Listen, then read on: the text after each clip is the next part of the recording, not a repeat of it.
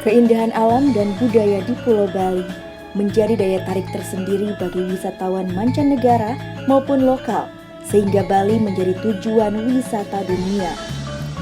Sebagai tujuan wisata internasional, di Bali terdapat beberapa tempat hiburan malam. Di Kecamatan Denpasar Barat terdapat sebanyak 12 kafe dan tempat karaoke. 6 di antaranya ada di Desa Pemecutan Kelot. Selain memberikan dampak potensi ekonomi, munculnya kafe maupun tempat karaoke juga berdampak pada kerawanan terhadap peredaran gelap dan penyalahgunaan narkoba.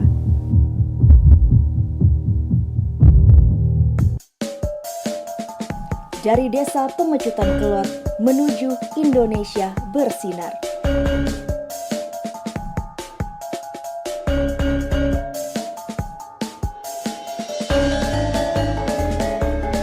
Desa Pemecutan Kelot terletak di Kecamatan Denpasar Barat, Kota Denpasar, Provinsi Bali.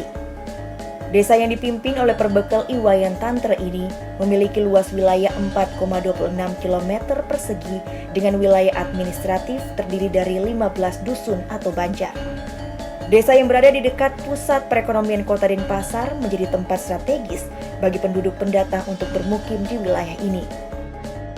Pada tahun 2020, jumlah penduduk di Desa Pemecutan Kelot sebanyak 34.328 jiwa.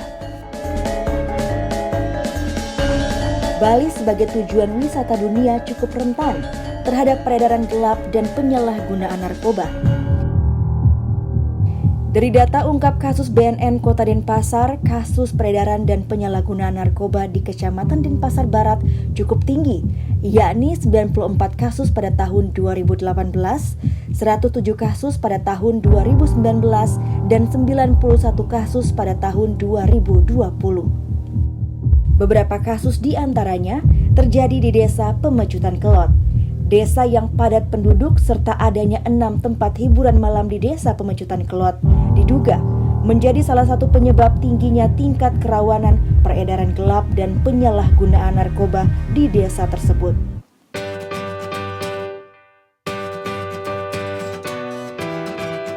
Desa Bersinar atau Desa Bersih dari Narkoba menjadi salah satu upaya untuk pencegahan dan penanganan penyalahgunaan narkoba.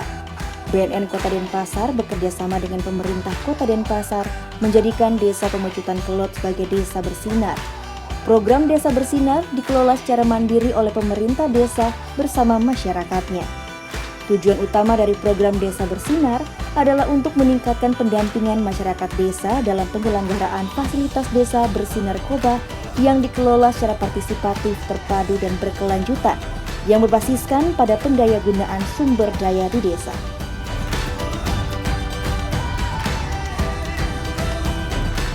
Terdapat 7 tahapan untuk menuju Desa Pemecutan Kelot bersinar, mulai dari pembangunan sinergitas, penetapan Desa Bersinar, penetapan Pokja, dan penganggaran.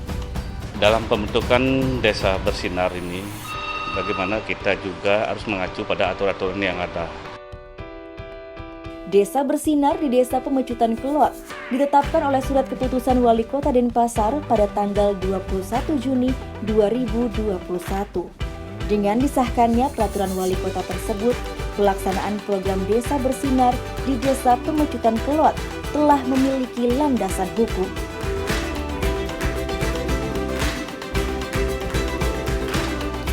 Desa Pemecutan Kelot telah mengalokasikan anggaran di tahun 2021 untuk mendukung keberhasilan program Desa Bersinar.